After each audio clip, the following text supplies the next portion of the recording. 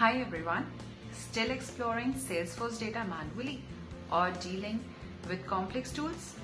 Let me introduce E2Excel, our app rated 4.6 by users on AppExchange.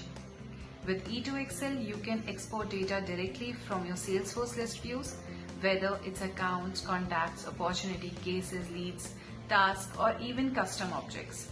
And the best part? It's an exact replica of your list view. So what you see is exact what you get in Excel.